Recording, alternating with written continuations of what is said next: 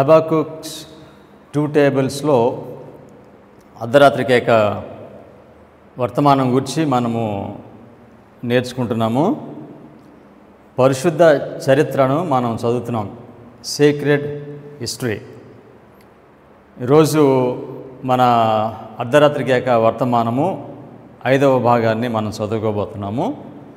ప్రార్థన చేసుకుని వాక్యాన్ని ప్రారంభిద్దాం.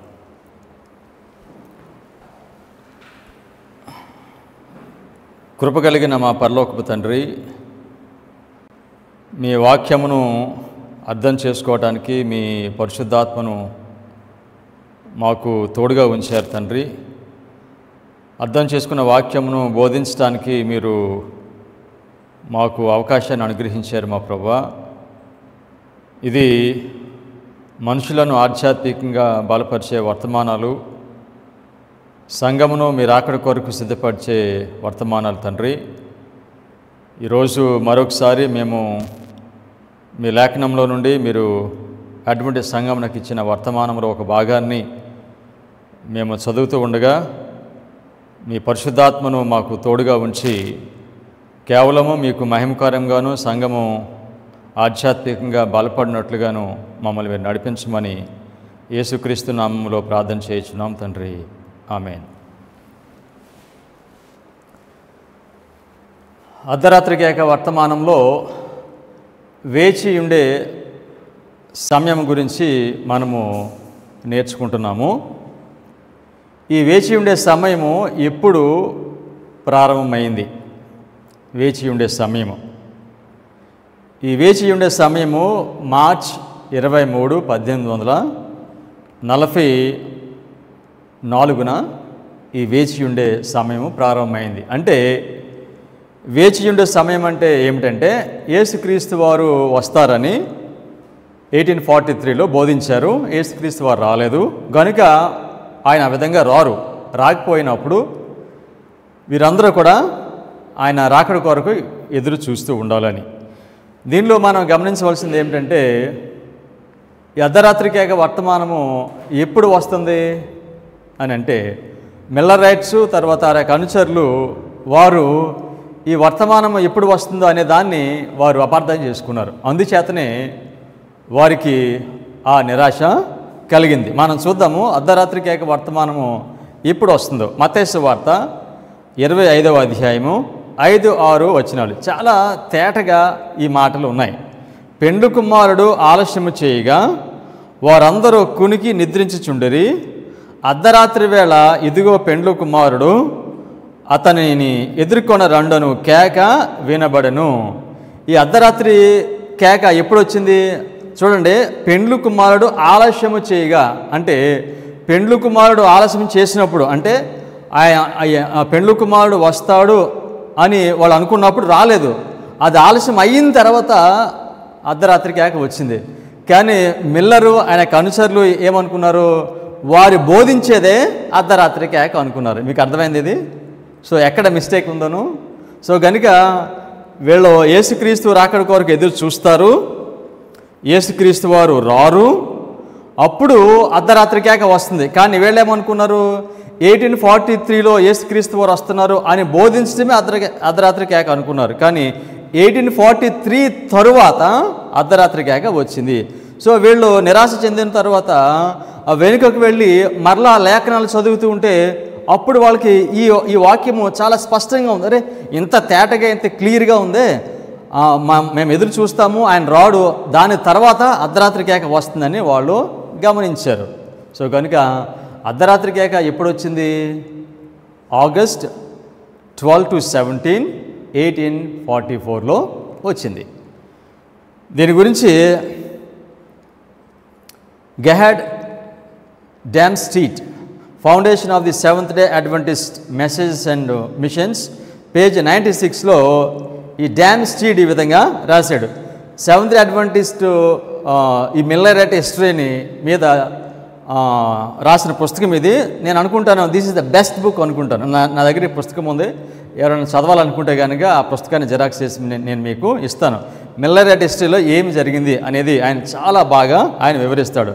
ఆయన దీని గురించి రాస్తున్నాడు. అర్ధరాత్రి కేక ఎప్పుడు వచ్చిందో వాళ్ళు రాసిన దాన్ని ఆయన కోట్ చేస్తున్నాడు. Okay, for months Snow calculations aroused but little attention at the Exeter camp meeting August 12 to 17, 1844. However, his exact date for Christ's return stirred many Millerites with an enormous enthusiasm, bringing their missionary endeavor to a peak. Their response as a whole camp quickly to be known as the seventh month movement. William Miller అర్ధరాత్రి కేక వర్తమానం ఏమిటంటే 1843లో యేసుక్రీస్తు వారు వస్తున్నారు. So కనుక what, యేసుక్రీస్తు వారు వస్తున్నారు కనుక మీరు అందరూ దేవునికి భయపడండి, బబులోన్లో ఉన్న వాళ్ళందరూ కూడా బయటికి రండి. ఇది ఆయన వర్తమానం. మరలా రిపీట్ చేస్తున్నాను మీకు. మిల్లర్ రైట్ అర్ధరాత్రి కేక వర్తమానం ఏమనుకున్నాడంటే యేసుక్రీస్తు వారు 1843లో వస్తున్నారు అని అనుకున్నాడు. అని అనుకుని మరి ఏం వర్తమానం చెప్పాలి? సో కనుక మొదటి దూత వర్తమానము, రెండవ దూత వర్తమానము చెప్పాడు. సో కనుక మొదటిసారి యేసుక్రీస్తు వారు వస్తారని చెప్పినప్పుడు మిల్లర్ రైట్ ఆయన ఏమి ప్రవచనాలు ఉపయోగించారు? 25-20 2300 డేస్, వాటిని ఆధారంగా ఆయన చెప్పాడు. సో కనుక ఆయన చెప్పిన విధంగా ఆయన రాలేదు. వారు వెనక్కి వెళ్ళి మళ్ళీ చదివినప్పుడు వాళ్ళకి అర్థమైంది. ఏమర్థమైందంటే ఓకే, మనము ఈ విధంగా బోధించాము, ఆయన రారు, మనం వేచి ఉండాలి. ఈ వేచి ఉండే సమయంలో దేవుడు ఏమిస్తాడు? అర్ధరాత్రి కేక వర్తమానాన్ని ఇస్తాడు. Statement continues. Some weeks before the expected event, however, the leaders joined the seventh month movement and allowed Snow's views to be printed in the major Millerite periodicals and gave their full support. So కనుక యేసుక్రీస్తు వారు వస్తున్నారని అర్ధరాత్రి కేక మొట్టమొదటిగా చెప్పింది Miller right. So కనుక అది వాక్య ప్రకారంగానే ఉంది, ప్రవచన ప్రకారంగానే ఉంది. సో అది నెరవేరకపోయినప్పుడు తర్వాత మళ్ళీ వెనక్కి వెళ్ళి వీళ్ళ లేఖనాలు చదివినప్పుడు అప్పుడు వారికి అర్థమైంది అసలైన అర్ధరాత్రి కేక ఎప్పుడు ప్రారంభమవుతుందో. ఇది ఎవరికి అర్థమైందంట? శామ్యుయల్ స్నో దీన్ని అర్థం చేసుకున్నాడు. మొదట్లో శామ్యుయల్ స్నో ఈ అర్ధరాత్రి, నిజమైన అర్ధరాత్రి కేక గురించి బోధిస్తూ ఉన్నప్పుడు దీన్ని ఎవరు పట్టించుకోలేదు. కానీ ఎగ్జిటర్ క్యాంప్లో ఆయన దీన్ని ప్రజెంట్ చేసినప్పుడు మాత్రము August 12 to 17 అప్పుడు అందరూ దీన్ని అర్థం చేసుకున్నారు. అప్పుడు ఏం చేశారు? ఈ యొక్క మీ అర్ధరాత్రి కేక వర్తమానాన్ని ఎక్కడ ప్రింట్ చేశారంట? ఇవన్నీ కూడా మేజర్ మిల్లరైట్ పీరియాడికల్స్లో వీటిని ప్రింట్ చేసి వాటిని మళ్ళీ పబ్లిష్ చేయటము ప్రారంభించారు. సో కనుక మిల్లర్ రైట్ యేసుక్రీస్తు వారు 1844 October 22 వస్తున్నాడని ఆయన బోధించడం ప్రారంభించాడు. ఇది బోధించినప్పుడు ఆయన ఆర్టికల్ రాశాడు. ఆ ఆర్టికల్కి ఆయన ఏం పేరు పెట్టాడు తెలుసండి? The true midnight cry. అంటే అంతకుముందు మిల్లర్ రైట్ బోధించిన ఆ mid night cry true midnight cry కాదు అది. సో వాళ్ళు మిస్అండర్స్టాండ్ చేసుకున్నారు. సో కనుక ట్రూ మిడ్ నైట్ క్రై ఏమిటంటే యేసుక్రీస్తు వారు October 22, 1844 సంవత్సరంలో వస్తున్నారు. ఏ విధంగా దీన్ని శామ్యుయల్స్ను అర్థం చేసుకున్నాడంటే 7వ నెల 10వ తారీఖు ప్రాయశ్చిత్త దినమది. సో కనుక ఆ దినాన్ని వస్తున్నాడని ఆయన అర్థం చేసుకున్నాడు. ఓకే, మీకు అర్థమైందా? ఆ ట్రూ మిడ్ నైట్ క్రైకిని విలియం మిల్లర్ బోధించిన మిడ్ నైట్ క్రై వర్తమానానికి. సో మీకు అర్థమైందని నేను తలస్తున్నాను. కనుక ఇప్పుడు స్నో ఆయన యేసుక్రీస్తు వారు రెండవసారి October 22, 1844 సంవత్సరంలో వస్తున్నారని ఆయన బోధించడం ప్రారంభించారు. ఆయనతో పాటు అందరూ కూడా దాన్ని బోధించడము మొదలుపెట్టారు. Okay, early writings page 238 paragraph 238. Early writings page 238. ఎవరైనా రాసుకునే వాళ్ళకి టైం ఇస్తాం. Near the close of the second angels message, near the close of the second angels message. మీకు ఒక ప్రశ్న. ఇప్పుడు రెండవ దూత వర్తమానం ఎప్పుడు ప్రారంభమైంది? ఇక్కడ అన్నాడు near the close of the second angels message, అంటే రెండో దూత వర్తమానం చివరికి వచ్చేసింది. అంటే ఈ రెండో దూత వర్తమానం ఎప్పుడు ప్రారంభమైంది? June 1842. Very right, 1842. Okay, near the close of the second angels message I saw great light from heaven shining upon the people of God. So కనుక ఇప్పుడు రెండో దూత వర్తమానం చివరికి వచ్చేసరికి ఏమైందంట? దేవుని ప్రజల మీదకి గొప్ప వెలుగు వచ్చింది. సో కనుక ఈ రెండవ దూత వర్తమానము చివరికి ఎప్పుడు వచ్చింది తెలుసండి? ఇది August 12,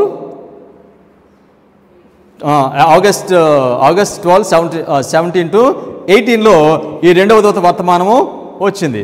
సో అప్పుడు అర్ధరాత్రి కేక, నిజమైన అర్ధరాత్రి కేక ప్రారంభమైంది.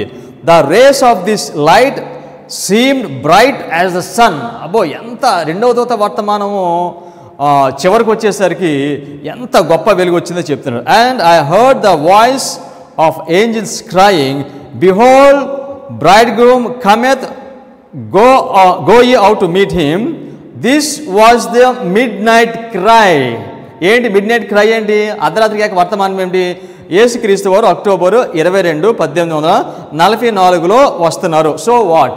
సో కనుక యేసుక్రీస్తు వారు అప్పుడు వస్తున్నారు కనుక ఏం బోధించాడు లోకమంతటికి? మీరు బబులోనుని విడిచి మీరు బయటికి రండి. సో మీకు అర్థమవుతుందా ఈ అర్ధరాత్రి కేక వర్తమానమునకును రెండో దూత వర్తమానం కనెక్షన్ అర్థమవుతుంది మీకు? యేసుక్రీస్తు వారు వస్తున్నారని అర్థం చేసుకున్నప్పుడు వాళ్ళు ప్రవచనాలను బట్టి వెంటనే ఏం చెప్పాలి? వాళ్ళు యేసుక్రీస్తు వారు వస్తున్నారు కనుక మీరు దేవుడికి భయపడండి, యేసుక్రీస్తు వస్తున్నారు కనుక మీరు బబులో నుంచి బయటికి రండి. This is the connection between mid night cry and 3 angels message. Okay, so కనుక ఇప్పుడు మిల్లరైట్ బోధించేది ఏంటి? నిజమైన అర్ధరాత్రి కేక వర్తమానము. యేసుక్రీస్తు వారు 1844 అక్టోబరు 22 వస్తున్నారు. Statement continuous. Angels were cent from heaven. బాగా వినండి మాట. Angels were cent from heaven to arouse the discouraged saints and prepare them for a great work before them. పరలోకం నుంచి ఏంజల్స్ వచ్చేసారంట. ఎప్పుడు వచ్చేసారు angels? at Exeter Camp, August 12 to 17, 1844. So అక్కడ అర్ధరాత్రి కేక అక్కడ వచ్చింది. ఆ రెండవ దూత వర్తమానము అక్కడ అది శక్తి పొందింది. దీనిలో అంటున్నాడు angels were cent from heaven. 3 దూతల వర్తమానము బోధించే వారికి ఎవరు సహాయం చేస్తారో తెలుసండి? ఏంజల్స్. అందుకనే 3 దూతల వర్తమానం ఎవరు క్యారీ చేస్తున్నారు? ఆ 3 దూతలు వాళ్ళు ఆకాశంలో ఎగురుతున్నారు. అర్థమేంటి తెలుసా? 3 దూతల వర్తమానం బోధించే వారికి ఏంజల్స్ పరిచర్య చేస్తారు, వారికి పరిచర్య చేస్తారు. Angels were cent from heaven to arouse the discouraged saints to prepare them for the great work before them. So కనుక ఇప్పుడు వారి ముందు దేవుడు చాలా గొప్ప వర్తమానం పెట్టాడండి. యేసుక్రీస్తు వారు 1844 అక్టోబర్ 22 వస్తారనే వర్తమానాన్ని వాళ్ళ ముందు పెట్టారు. సో కనుక శామ్యుయల్ స్నో ఆయన అనుచరులు దీన్ని బోధించడము ప్రారంభించారు. ఈ విధంగా బోధించినప్పుడు ఏం జరిగింది? The most talented men were not the first to receive this message. బాగా టాలెంటెడ్ ఉన్నారు చూసారా, వాళ్ళ ఈ మెసేజ్ని వాళ్ళు ఫస్ట్ యాక్సెప్ట్ చేయట్లేదంట. ఓకేనా? Angels were sent to the humble devoted ones. So angels ఎవరి దగ్గరికి వస్తారో తెలుసండి? అహం ఉన్న వారికి దగ్గరికి రాలేడండి ఆయన. మాకు అంతా తెలుసు అనుకుంటే రాలేడండి ఆయన. ఎవరి దగ్గరికంట? The humble and devoted ones and constrained them to raise the cry. Cry అంటే ఏంటి? అర్ధరాత్రికి cry. Behold the bridegroom cometh, go you out to meet him. Those entrusted with a cry made haste, and in the power of the Holy Spirit sounded the message and aroused their discouraged brethren. ఎవరు వీళ్ళు? నిరాశ చెందిన ఈ సహోదరులు ఎవరు? ఎప్పుడు నిరాశ చెందారు వీళ్ళు? 1843లో యేసుక్రీస్తు వారు వస్తారంటున్నారు కదా, రాలేదు. నిరాశ చెంది అందరూ వెనక్కి వెళ్ళిపోయారు చాలామంది. కొద్దిమంది మాత్రము స్థిరంగా నిలబడి వారు లేఖనాలు చదివారు. సో కనుక అర్ధరాత్రి ఈ వేచి ఉండే సమయంలో దేవుడు దేవుని ప్రజలకు ఈ నిజమైన అర్ధరాత్రి కేక వర్తమానం ఇచ్చాడు పరిశుద్ధాత్మ ద్వారా. వీళ్ళకి ఏంజెల్ సహాయం చేస్తున్నారు. కనుక వీళ్ళు వెళ్ళి అందరికీ బోధిస్తున్నారు. ఎవరైతే నిరాశ చెంది వాళ్ళ గృహాలకు సంఘాలకు వెళ్ళిపోయారో వాళ్ళ దగ్గరికి వెళ్ళి వీటిని వాళ్ళు మరలా బోధిస్తున్నారు. Okay, statement continues. This work did not stand in the wisdom of learning men but in the power of God. ఇది జ్ఞానం కలిగిన మనుషులు చెప్పే ప్రసంగాలు కాదంటండి. ఎవరు బోధిస్తున్నారు? ఇది దేవుని జ్ఞానమే. సో కనుక మనుషులు కాదు, దేవుని శక్తి ద్వారా మనుషులు బోధిస్తున్నారు. And his saints who heard the cry could not resist it. అంతకుముందు యేసుక్రీస్తు వారు రాకపోతే మేము నిరాశ చెందాము, మేము మోసపోయాము అని అనుకున్నారు కదా. మరలా ఈ నిజమైన అర్ధరాత్రి కేక బోధిస్తూ ఉంటే, ఎవిడెన్సెస్తో బోధిస్తూ ఉంటే ఇక దాన్ని ఎవ్వరూ కూడా వాళ్ళు తృణీకరించలేకపోతున్నారు, రెసిస్ట్ చేయలేకపోతున్నారు. ఇక the most spiritual received this message first, and those who had formerly led in the work were the last to receive and help swell the cry. దీనిలో అన్నారు ఎవరు అంతకు ముందేమని చెప్పారు? మోస్ట్ టాలెంటెడ్ కాదండి. ఎవరికి ఇచ్చారండి ఈ వర్తమానము? ఎవరికి? Most spiritual. మోస్ట్ టాలెంటెడ్ ఎవరు? ఈ మిల్లర్ హిస్టరీలో మోస్ట్ టాలెంటెడ్ ఎవరు? మిల్లర్. సో మోస్ట్ స్పిరిచువల్ ఎవరు? శామ్యుయల్ స్నోకి ఇచ్చాడు. అంటే దీనిని ఆ నిజమైన అర్ధరాత్రి కేకని ఎవరు అంగీకరిస్తారు? చివరికి ఎవరు అంగీకరిస్తారు? విలియం మిల్లర్ చివరికి అంగీకరిస్తాడు. ఎందుకంటే ఇది మోస్ట్ టాలెంటెడ్ మ్యాన్ కదా. అండ్ కానీ ఆ మోస్ట్ హంబుల్ పీపుల్ మాత్రం ముందని అంగీకరిస్తారని చెప్పాడు. Okay. Behold the bridegroom cometh going out to meet him. So కనుక ఈ వర్తమానాన్ని వారు బోధించడం ప్రారంభించారు. అమెరికా దేశం అంతా బోధిస్తున్నారు. రెండవ దూత వర్తమానాన్ని, అర్ధరాత్రి కేక వర్తమానాన్ని బోధిస్తున్నారు. రెండవ దూత వర్తమానం శక్తి పొందింది. సో కనుక ఇప్పుడు అందరూ కూడా ఈ వర్తమానాన్ని వింటున్నారు. Statement continues. In every part of the land light was given upon the second angel's message and the cry melted the hearts of thousands. మీరు అన్నారు ఇక్కడ. దీనిలో మీరు ఏం గమనిస్తున్నారు? రెండు గమనించాలి మనం. Second angel's message and the cry melted. రెండో దూత వర్తమానము, క్రై అంటే అర్ధరాత్రి. రెండు ఇక్కడ చూపిస్తున్నారు. ఈ రెండింటికి మీరు ఎలా ఐడెంటిఫై చేస్తాం మనం? ఆ రెండు ఏమిటంటే ఇందాక చెప్పాను, మళ్ళీ రిపీట్ చేస్తాను. ఎందుకంటే repetition is the a good tool to make you people understand. ఓకేనా? యేసుక్రీస్తు వారు వస్తున్నారు అనుకునేది అర్ధరాత్రి కేక.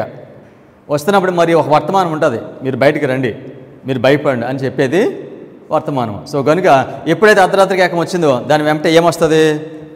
మొదటి దూత వర్తమానము, రెండో దూత వర్తమానము వస్తుంది. This is the connection between mid night cry and three angels message. So కనుక ఇప్పుడు అంచకాలంలో మనం three angels message three angels message బోధించాలి కదా.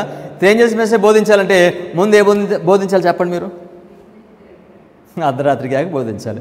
Without midnight cry there is no three angels message. ఈ ఫ్యాక్ట్ మనుషులకి అర్థం చేసుకోవాలి. ఓకేనా? Right. It went from city to city, from the village to village until the waiting people of God were fully aroused. So కనుక ప్రతి పట్టణానికి వెళ్ళిపోయారు, ప్రతి విలేజ్కి వెళ్ళిపోయారు.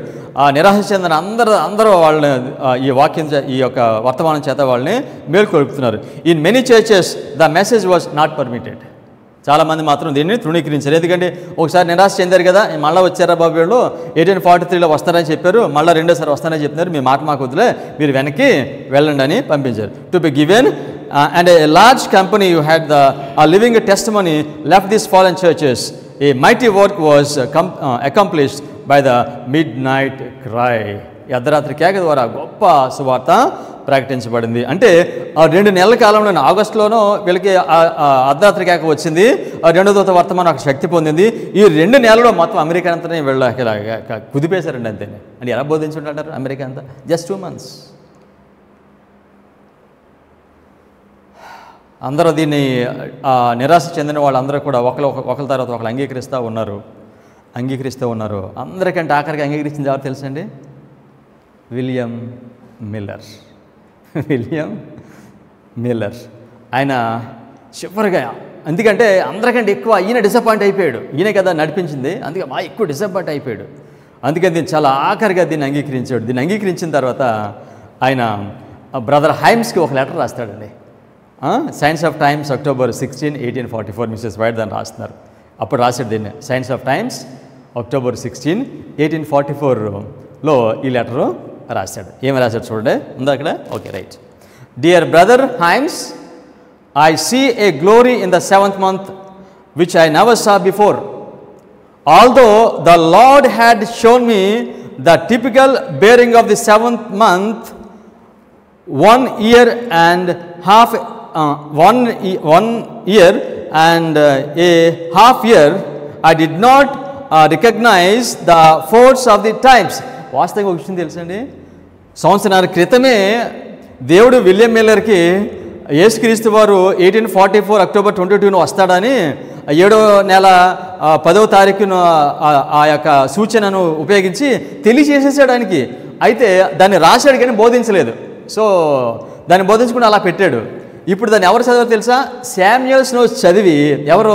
విలియం మిల్లర్ రాసిన దాన్ని ఆయన చదివి ఆయన అర్థం చేసుకుని ఆయన చెప్పిన దాన్నే దీన్ని రీమాడిఫై చేసి ఇంకో ఇన్ఫర్మేషన్ యాడ్ చేసి ఆయన చెప్పాడు అక్టోబర్ 22, 1844 యేసుక్రీస్తు వారు వస్తారని. సో విలియం మిల్లర్ అంటున్నాడు, సో నాకు దేవుడు దీన్ని అంతకు ముందే చూపించాడు కానీ దీన్ని నేను చెప్పలేదు అని ఆయన చెప్పాడు. Now blessed be the name of the Lord, I see a beauty, a harmony and an agreement with the scriptures for which I have long prayed but did not see until today. ఆయన ప్రార్థన చేస్తున్న దీని గురించి కానీ ఇంతవరకు కూడా నేను చూడలేదు. Thank the Lord O my soul, let brothers no, brothers stars and others be blessed for their instrumentality in opening my eyes. Humble man అయిపోయాడు ఇప్పుడు ఈయన, ఎంత చక్కగా అంటున్నాడు. సో నా కళ్ళు మీరు తెరిచారు.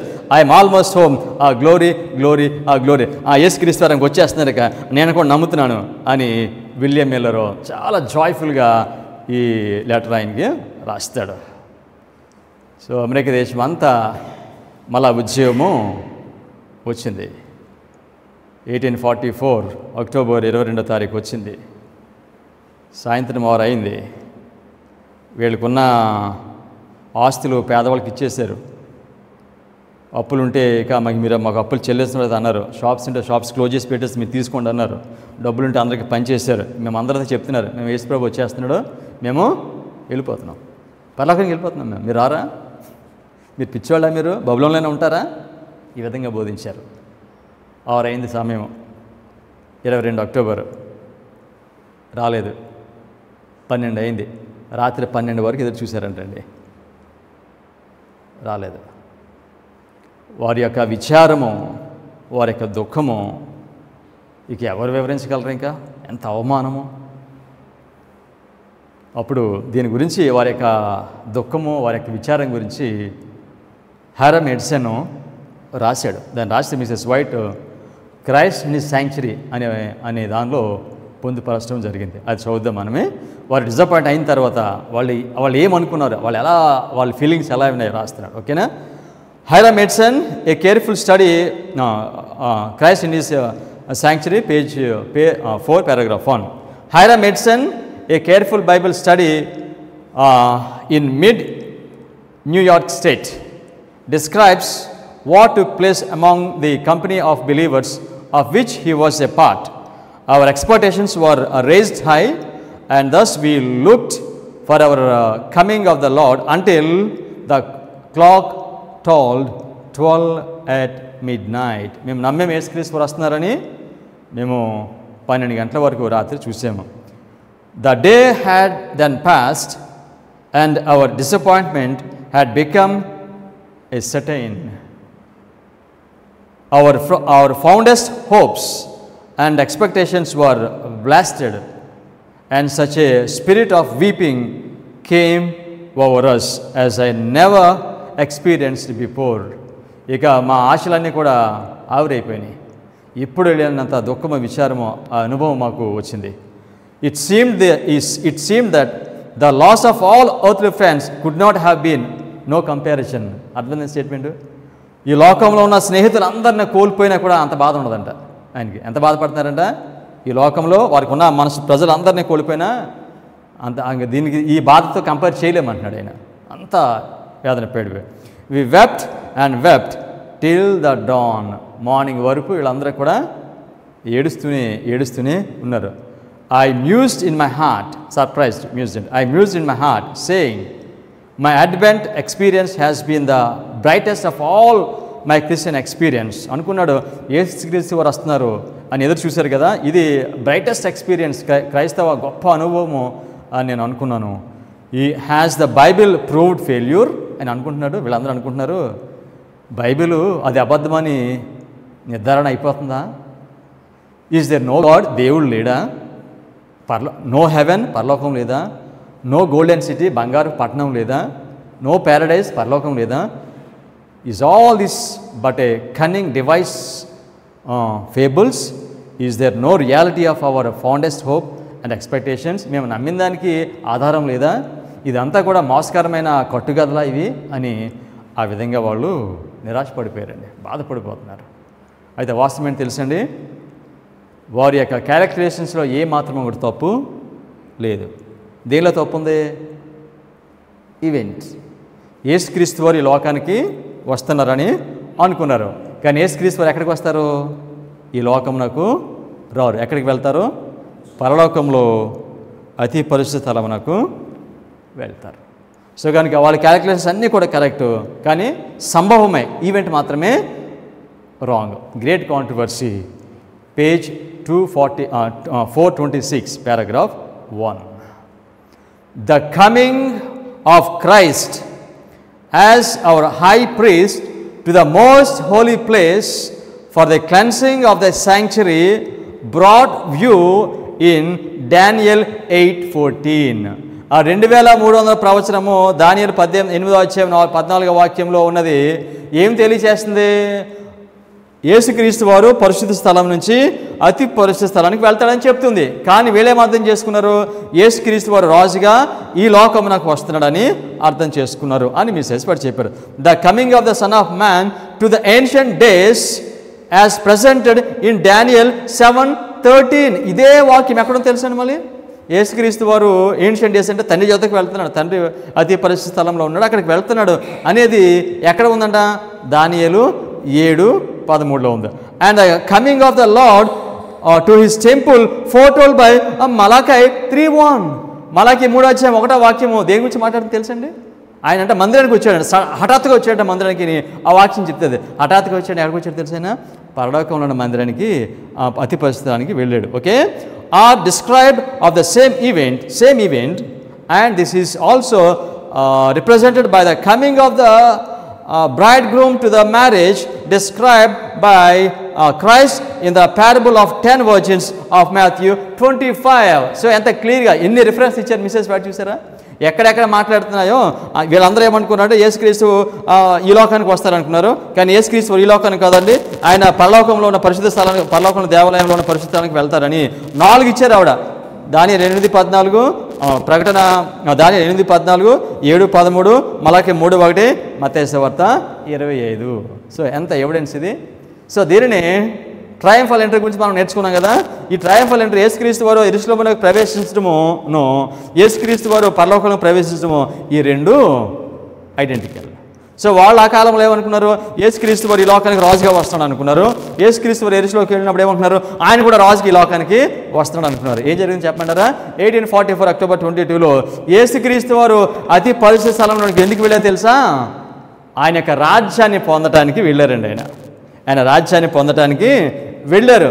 ఆయన ఆ పెండ్లు ఆ విందులో, ఆ శాలలో ఆయన ఉన్నారు. ఆయన రాజ్యాన్ని ఇప్పుడు పొందుతున్నారు. పరిశీలన తీర్పు ప్రారంభమైంది. పరిశీలన తీర్పులో యేసుక్రీస్తు వారు ఆయన రాజ్యాన్ని పొందుతున్నారు. ఆ రాజ్యం పొందిన తర్వాత ఈ లోకానికి వచ్చి ఆయన రాజ్యం ఎక్కడుంది? పెండ్లి కుమారుడు పైన ఉన్నాడు, వధువు ఎక్కడుంది? భూమి మీద ఉంది. సో కనుక ఆయన పెండ్లి కుమారుడు ఆ దేవుని రాజ్యం పొందటానికైనా అక్కడికి వెళ్ళారు. పరిశీలన తీర్పు జరుగుతుంది. ఇది అయిన తర్వాత ఈ లోకానికి వస్తారు. సో కనుక వారు ఊహించిన విధంగా యేసుక్రీస్తు వారు రాకపోయేసరికి అందరూ మళ్ళీ రెండోసారి ఇది గొప్ప ఆశాభంగం, గ్రేట్ డిసప్పాయింట్మెంట్. అయితే దేవుని ప్రజలకు దేవుడు ఒక వెలుగును ఇచ్చాడు. యేసుక్రీస్తు వారు అక్టోబర్ 22, 1844లో ఎక్కడికి వెళ్ళారు. అందుకనే మొదటి నిరాశ చెందినప్పుడు దానియేలు 12వ వాక్యము, తర్వాత హబక్కుకు 2వ అధ్యాయం 3వ వాక్యంలో ఏముంది?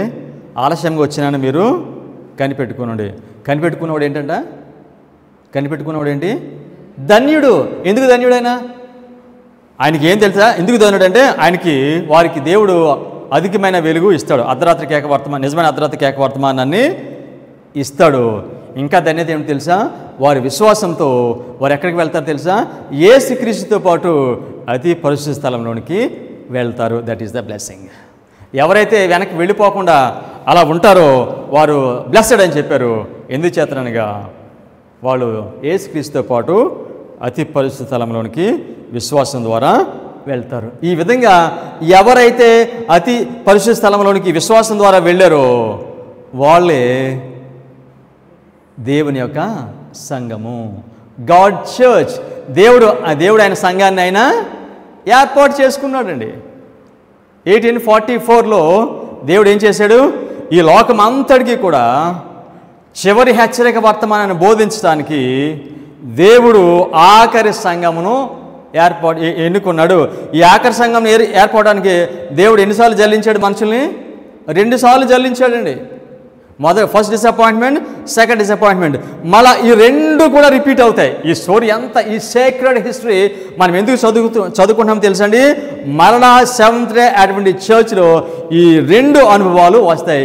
ఈ 2 అనుభవాల ద్వారా దేవుడు మనుషులను జల్లించేస్తాడు. ఎవరు మిగులుతారు? బుద్ధి కలిగిన కన్యకులు మాత్రమే మిగులుతారు. దీని గురించి మనం చదువుకుంటున్నాం. ఎంత ధన్యులమండి మనం. Sacred history, secret history. అర్ధరాత్రి కాక వస్తుంది. వచ్చిన తర్వాత దేవుడు ఏం చేస్తాడు? సత్యంతో మనుషులను వేరుపరుస్తాడు, వారితో నిబంధన చేస్తాడు, వారిని ఒక జనాంగంగా ఏర్పాటు చేసుకుంటాడు. లోకమంతటికి కూడా సువార్త ప్రకటించడానికి ఆయన ప్రతినిధులకు ఎన్నుకుంటాడు. ఇదే present truth message for the Adventist church. ఇప్పుడు దేవుడు ఆయన ప్రజలను, ఆయన సంఘాన్ని, ఆఖరి సంఘాన్ని ఆయన ఎన్నుకున్నాడు. ఓకేనా? దీనిని మనం ఎక్కడ చూస్తాం తెలుసండి? మోషే అనుభవంలో మనం చూస్తాం. Now we will go back to book of Exodus chapter 24. సంఘాన్ని ఏర్పాటు చేసుకున్నప్పుడు, ఎన్నుకున్నప్పుడు దేవుడు ఏమేమి చేస్తాడు అవన్నీ కూడా అడ్వెంటిస్ట్ సంఘంకు దేవుడు చేసి దేవుడు ఆయన సంఘంగా ఎన్నుకున్నాడు. ఓకేనా? మోషేని దేవుడు పిలుస్తాడు, కొండ మీదకి రమ్మని పిలుస్తాడు. పిలిచినప్పుడు వాళ్ళు వెళ్తారు. నిర్గమకాండము 24వ అధ్యాయము 1-2 వాక్యాలు. మరియు ఆయన మోషేతో ఇట్లా అనెను, నీవును అహరోనును నాదాబును అబీహును ఇశ్రాయేలు పెద్దలలో 70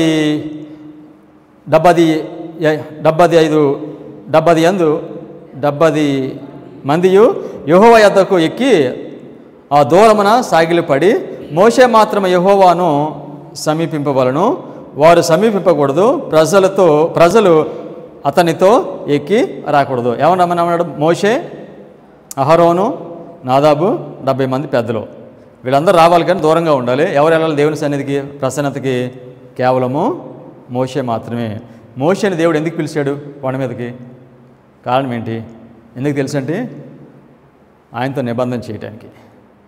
నిబంధన చేసి వారిని ఒక మందిరాన్ని కట్టమని చెప్పడానికి, మందిరం కట్టడానికి కావాల్సిన ఏమి కావాలో చెప్పడానికి, వారిని దేవుని ప్రజలుగా ఎన్నుకొని వారితో నిబంధన చేసి వారిని లోకమంతటి కూడా సువార్త ప్రకటించడానికి దేవుడు పిలిచాడు. నిర్గమకాండము 24వ అధ్యాయం 12వ వాక్యం. అప్పుడు యెహోవా మోషేతో ఇట్లా అనెను, నీవు కొండ ఎక్కి నా దగ్గరికి వచ్చి అచ్చట నుండుము. You wait there tarrying time. నువ్వు వచ్చావు కదా, అన్న దగ్గర రావద్దు. ఏం చేయాలి? నువ్వు అక్కడ ఉండు. నీవు వారికి బోధించినట్లు నేను వ్రాసిన ఆజ్ఞలను, ధర్మశాస్త్రమును, రాతి పలకలను నీకు ఇచ్చేదని. ఎందుకు పిలిచాడు దేవుడు ఆయన్ని? ఎందుకు పిలిచాడు ఆయన? నేను నీకేమి ఇస్తాను? ఆ రాతి పలకలు ఇస్తాను. ఆ రాతి పలకలు ఇవ్వకముందు ఏమన్నాడో? You wait. నువ్వు వెయిట్ చేసిన తర్వాత నేను నీకు కావాల్సిన వెలుగును నేను ఇస్తాను. ఓకేనా? సో అంటే ఆయన ఈ రాతి పలకలో ఇచ్చినప్పుడు మందిరం కట్టడానికి కావాల్సిన సూచనలన్నీ కూడా ఇస్తాడు. తర్వాత వారితో నిబంధన చేస్తాడు. అప్పుడు నిబంధన పలకలు వారికి ఇస్తాడు. సో ఒక ప్రశ్న మీకు ఏమిటంటే, మోషే కొండపైన ఎన్ని రోజులు ఉన్నాడు? మోషే కొండపైన ఎన్ని రోజులు ఉన్నాడు? సో 46 రోజులు ఉన్నాడండి. సాధారణంగా 40 అని అనుకుంటాం కదా మనం. ఇది బైబిల్లో ఉందో ప్రవచన సారంలోకి ఉంది. 46 రోజులు మోషే కొండపైన ఉన్నాడు. 46 symbol of building A temple. 46 సంవత్సరాలు ఏంటి? 46 అనేది మందిరము కట్టడానికి దేవుడు ఉపయోగించే సమయమునకు, అది కాలమునకు అది సూచనగా ఉంది. పేట్రియాక్స్ and profits, page 313 and 314. Okay? And Moses went into the midst of the cloud and gat him up into the mount, and Moses was in the mount 40 days and 40 nights. The 40 days tarry in the mount did not include the 6 days of preparation. So కనుక మొత్తం ఎన్ని రోజులు అయినాయి? ఇప్పుడు ఆయన వేచి ఉన్నాడు. ఈ వేచి ఉండే ఈ 40 రోజుల్లో ఏమి ఇంక్లూడ్ అవ్వలేదంట. ఆయన ప్రిపేర్ అయ్యాడు 6 రోజులు ఆయనను యేసుక్రీస్తు దేవుణ్ణి ఆయన సముఖంలోకి వెళ్ళటానికి. ఓకేనా, ఆయన ముందు ఆయన ప్రిపేర్ అయ్యాడు అనమాట. సో కనుక 6 రోజులు మనం ఏమవ్వాలి తెలుసండి, మనం ప్రిపేర్ అవ్వాలి. దీని గురించి 6 రోజులు అంట, మొదటి రోజు ఆదివారం అంట, 7వ రోజు శనివారం అంట. మిసెస్ బ్యాట్ చెప్పారు 6 days he prepared to meet Lord. So when Sabbath comes, 6 రోజులు ఎందుకు ఇచ్చారు తెలుసు మనకి, we have to prepare.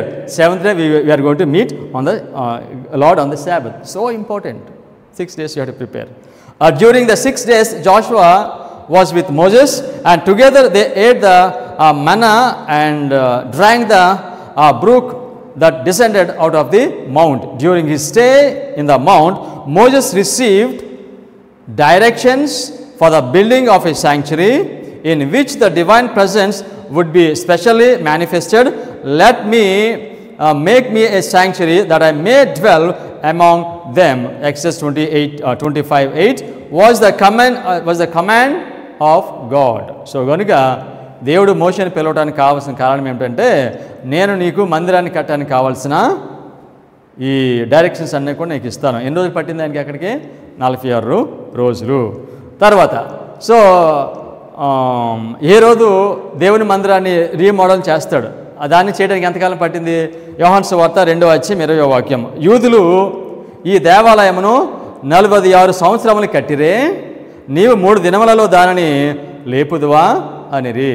So కనుక యూదులు ఆ దేవాలయం ఎంత అని చెప్తున్నాడు? 46 సంవత్సరములు. సో మన శరీరంలో ఎన్ని క్రోమోజోమ్స్ ఉంటాయి? ఇది టెంపుల్ ఆఫ్ గాడ్. ఈ శరీరము దేవుని మందిరం కదా. ఈ శరీరంలో ఎన్ని క్రోమోజోమ్స్ ఉంటాయి? 46 క్రోమోజోమ్స్. సో ఇప్పుడు దేవుడు మిల్లర్ టెంపుల్ కట్టాడండి. సో కట్టడానికి ఎంతకాలం తీసుకుంటాడు? మిల్లర్ టెంపుల్ కట్టడానికి 46 years. 46 years స్టార్టింగ్ పాయింట్ ఎక్కడ చెప్పాలి? ఇప్పుడు స్టార్టింగ్ పాయింట్ మిల్లర్ టెంపుల్ కట్టడానికి 46 years తీసుకుంటాడు దేవుడు. ఓకేనా, దీనికి స్టార్టింగ్ పాయింట్ ఎక్కడ? 1798 ఇది స్టార్టింగ్ పాయింట్. ఓకేనా, ఫస్ట్ చేంజెస్ మెసేజ్ ఎప్పుడు వచ్చింది? 1798. ఫస్ట్ చేంజెస్ మెసేజ్ ఎప్పుడు ఎంపవర్ అయింది? August 11, 1840. సో కనుక మిల్లర్ రేట్ కట్టడం ఎప్పుడు ప్రారంభమైంది? 1798. అది ఎప్పుడు పూర్తి అవుద్ది? 1844. ఎగ్జాక్ట్లీ 46 years మిల్లర్ టెంపుల్ కట్టడం అయిపోయింది. కట్టడం అయిపోయిన తర్వాత ఏం చేస్తాడు దేవుడు చెప్పాలి. తర్వాత స్టెప్ ఏంటి? వాళ్ళతో నిబంధన చేస్తాడు. ముందు టెంపుల్ కట్టిన తర్వాత నిబంధన చేస్తాడు. డైరెక్షన్స్ అన్ని ఇచ్చిన తర్వాత కట్టడము జరుగుతుంది. ఓకే, నిర్గమకాండం 24:7-8 వాక్యాలు మనం ఏం చదువుకున్నాం తెలుసండి? దేవుని యొక్క చివరి సంఘము ఏ విధంగా ఉనికిలోనికి వచ్చింది? ఈ మిడ్నైట్ క్రై ద్వారా మనం నేర్చుకుంటున్నాం. అది దేవుని సంఘం ఎలా వచ్చిందో క్లియర్గా. ఓకే, నిర్గమకాండం 24:7-8.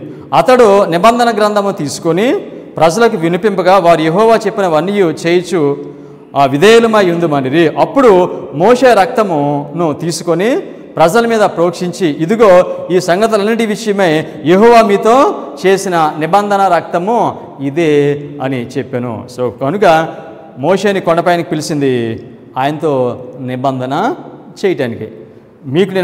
మీరు నాకు దేవుడిగా ఉంటారు, నేను మీకు దేవుడిగా ఉంటాను, మీరు నాకు ప్రజలుగా ఉంటారు. సో కనుక నేను మీకు ఈ నిబంధన వాక్యములను ఇస్తున్నాను. సో కనుక ఇప్పుడు దేవుడు నిబంధన చేసినప్పుడు నేను మీకు దేవుడిగా ఉంటాను, మీరు నాకు ప్రజలుగా ఉంటారని చెప్పినప్పుడు, సో నేను మిమ్మల్ని నా ప్రజలుగా అంగీకరిస్తున్నాను, కానీ మీరు ఎలాగైనా జీవించవచ్చు అని చెప్తాడంటారా? లేకపోతే ఆయన రూల్స్ ఇస్తాడు వాళ్ళకి? ప్రేమ కలిగిన దేవుడు కదా, ఫ్రీగా విడిచిపెట్టేస్తాడా? ప్రేమ కలిగిన దేవుడు ఏం చేస్తాడో తెలుసండి? రూల్స్ ఇస్తాడు. ప్రేమ లేని వాడు ఫ్రీగా విడిచిపెట్టేస్తాడు. సో దేవుడు ఏం చేస్తాడు? వాళ్ళతో నిబంధన చేస్తున్నాడు కనుక నిబంధన చేస్తే వాళ్ళు ఆ నిబంధనలో ఉండాలంటే దేవుడు వాళ్ళకి ఆ రూల్స్ ఇస్తాడు, నిబంధన వాక్యములను ఇస్తాడు. వాటి ప్రకారంగా జీవిస్తే వారు దేవుని నిబంధనలో ఉంటారు, దేవుని మందిరంగా ఉంటారు. వాటిని అతిక్రమిస్తే దేవుని నిబంధన నుంచి పడిపోతారు, దేవుని మందిరంగా వాళ్ళు ఉండరు. నిర్గమకాండము 24:12 వాక్యము. అప్పుడు యెహోవా మోషేతో ఇట్లనెను, కొండ ఎక్కి నా యొద్దకు వచ్చి అచ్చట ఉండుము, నీవు వారికి బోధించినట్లు నేను వ్రాసిన ఆజ్ఞలను ధర్మశాస్త్రమును రాతి పలకలను నీకు ఇచ్చేదను. దీనిలో మనం ఏం చేస్తున్నాం చూసారండి, ఆ డైరెక్షన్ చూస్తున్నాం ఆ టెంపుల్ కట్టడానికి, తర్వాత దానికి కావాల్సిన నిబంధన చూస్తున్నాము, తర్వాత నిబంధన వాక్యమును చూస్తున్నాము, తర్వాత దేవుడి వార్త నిబంధన చేయటం మనం చూస్తాం. సేమ్ ఎక్స్పీరియన్స్ ఎక్కడ చూస్తాం తెలుసు, మళ్ళీ మనం మిల్లర్ రైట్ హిస్టరీలో దాన్ని మనము చూస్తాము.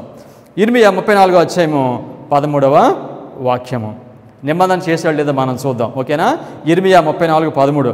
ఇశ్రాయేలు దేవుడు యెహోవా ఆజ్ఞ ఇచ్చినది ఏమనగా, దాసుల గృహమైన ఐగుప్తు దేశంలో నుండి నేను మీ పితరులను రప్పించిన దినమున వారితో ఈ నిబంధన చేసి తిని. ఎప్పుడు చేశాడంట, మిమ్మల్ని బయటికి పిలిచాను కదా, ఎక్కడ చేశాడు నిబంధన, సీనాయి పర్వతం దగ్గర చేశాడు. సో కనుక స్పష్టంగా అంటున్నాడు, నేను మీతో నిబంధన చేశాను. నిబంధన చేసినప్పుడు దేవుడు ఏమిస్తాడు, నిబంధన పలకలు ఇస్తాడు, లేకపోతే నిబంధన మాటలను దేవుడు ఇస్తాడు. ద్వితీయోపదేశకాండము 4వ అధ్యాయం 13వ వాక్యము. మరియు మీరు చేయవలనని ఆయన విధించిన నిబంధనను అనగా 10 ఆజ్ఞలను మీకు తెలియజేసి ఆ 2 రాతి పలకల మీద వాటిని వ్రాసెను. సో కనుక దేవుడు వారితో నిబంధన చేసి వారికి నిబంధన పలకలు ఇచ్చాడు. దాని నిబంధన ఎందుకు పిలుస్తున్నారో తెలుసా, 10 ఆజ్ఞలు నిబంధన అని పిలుస్తారు. ఎందుకు తెలుసా అండి, అది దేవుడు మనతో వాటితోనే నిబంధన చేశాడు, అందుకని దానిని నిబంధన అని పిలుస్తారు. 10 ఆజ్ఞలు ఇంకొక పేరు నిబంధన. From eternity past, page 229 paragraph 3. Mrs వాటి ఇలాగ చెప్తున్నారు. From eternity past, page 229, paragraph 3. At God's command, he had prepared 2 tables of stones and had taken them with him to the summit. And again the Lord wrote upon the tables the words of the covenant. Em rasaranta 10 ఆజ్ఞలు ఆ 2 రాతి పలకల మీద, the words of the covenant, the 10 commandments. So కనుక ఆ 10 ఆజ్ఞల మీద ఉన్న మాటలు ఏమిటంటే వర్డ్స్ ఆఫ్ కవెనెంట్, నిబంధన మాటలు. సో కనుక దేవుడు ఆయన ప్రజలుగా ఎన్నుకున్నప్పుడు, ఆయన సంఘంగా ఏర్పాటు చేసుకున్నప్పుడు, ఆయన ప్రతినిధులుగా ఆయన ఎంచుకున్నప్పుడు వారితో నిబంధన చేశాడు. ఆ నిబంధన మాటలను 10 ఆజ్ఞలను ఇచ్చాడు. బాగా వినడు మాట, నిబంధన మాటలు లేకపోతే నిబంధన లేదు. నిబంధన మాటలు లేకపోతే, 10 ఆజ్ఞలు లేకపోతే నిబంధన లేదు. నిబంధన లేకపోతే నిబంధన ప్రజలు లేరు, దేవుని సంఘము లేదు. సో ఇప్పుడు ఇంకొక ప్రశ్న అడుగుతాను మిమ్మల్ని, ఈజీ క్వశ్చన్. సో నిబంధన చేశాడు కదా, సో నేను మీకు దేవుడిగా ఉండాలంటే, మీరు నాకు ప్రజలుగా ఉండాలంటే ఈ 10 ఆజ్ఞలు మీకు ఇచ్చాను, వీటి ప్రకారంగా మీరు నడవండి. ఇప్పుడు ఆ నిబంధనలను పడిపోవాలంటే మనిషి ఏం చేయాలి? ఆ నిబంధన దేవుడు రద్దు చేయాలంటే మనిషి ఏం చేస్తే దేవుడు రద్దు చేస్తాడు దాన్ని? ఆజ్ఞను మీరాలి, అంతే. ఇంకా వేరేది ఏం లేదు, వేరే రీజన్ ఏం లేదు దానికి. ఆ నిబంధన చేశాడు, ఆ నిబంధనలో నువ్వు పడిపోయావంటే కనుక, ఆజ్ఞను మీరేవంటే దేవుడు నిబంధన రద్దు చేస్తాడు. Manuscript religious volume 11 373 paragraph 3. But they transgress the law and broke the covenant of God. పురాతన ఇశ్రాయేలీలు దేవుడు వారితో నిబంధన చేస్తే వారు దాన్ని మీరారండి, మీరారు. Very clear. సో ఎప్పుడు మీరారు వాళ్ళు? ఆ నిబంధనలో ఉన్న ఆజ్ఞను మీరినప్పుడు దాన్ని వాళ్ళు మీరారు. ఓకే, ఈ విధంగా మీరినప్పుడు దేవుడు ఏం చేస్తాడు తెలుసా? వాళ్ళకి ముందు హెచ్చరికలను పంపిస్తాడు, హెచ్చరిక తర్వాత హెచ్చరికను పంపిస్తాడు. వినకపోతే వారిని శిక్షిస్తాడు. శిక్షించిన తర్వాత అప్పుడు కూడా వినకపోతే ఏం చేస్తాడు తెలుసండి? అప్పుడు రద్దు చేస్తాడు. ఒకేసారి తప్పు చేసే కానీ నీకు నాకు ఇంక సంబంధం లేదు, మీరు పొరపాటు చేశారు, నేను మీకు దేవుడిని కాదు, మీరు నాకు ప్రజలు కాదు అండవు. హెచ్చరికలు పంపిస్తాడు, శిక్షిస్తాడు. అప్పుడు కూడా వినకపోతే దానిని రద్దు చేస్తాడు. దేవుని ప్రజలు ఆ నిబంధన రద్దు చేసుకున్నారు లేదు చూద్దామే. ఇర్మియా 31వ అధ్యాయము 32వ వాక్యము. అది ఐగుప్తులో నుండి వారిని రప్పించుటకే నేను వారిని చెయ్యి పట్టుకున్న దినమున వారి పితరులతో నేను చేసిన నిబంధన వంటిది కాదు. నేను వారి పెనిమిటినైనను వారు ఆ నిబంధనను భంగము చేసుకొనిరి. ఇదే యెహోవా వాక్కు. సో కనుక నేను అప్పుడు వాళ్ళతో నిబంధన చేశాను. సో కనుక మరలా ఏం చేస్తున్నాడు ఆయన?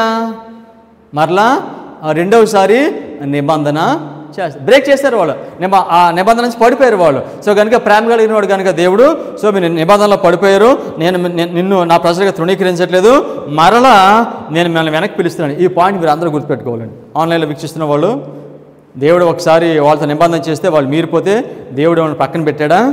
పెట్టలేదు. మరలా వాళ్ళతో ఏమన్నాడు? నేను మీతో నిబంధన చేస్తాను. అంతకుముందు చేసిన నిబంధన అంటే నిబంధన కాదు. ఆ నిబంధన ఏమిటంటే, అంతకుముందు ఆజ్ఞలో నేను ఎక్కడ రాశాను? రాతి పలక మీద రాశాను. ఈసారి అలా కాదండి. మరి ఈసారి ఎక్కడ రాస్తాడంటే హృదయం మీద రాస్తాడు.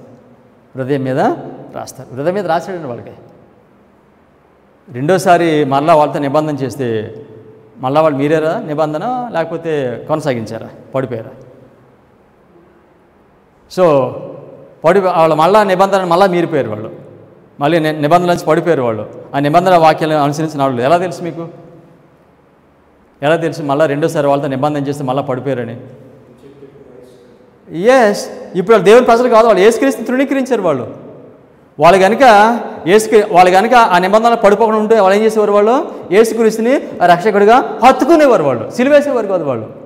అందుచేత వాళ్ళు మళ్ళా నిబంధన మీరారు కనుక యేసుక్రీస్తుని తృణీకరించారు. వాళ్ళు జనాంగంగా వారు పూర్తిగా దేవుడు వారిని తృణీకరించాడు. ఏ సంవత్సరంలో తృణీకరించాడు? 34 AD. Is it clear so far?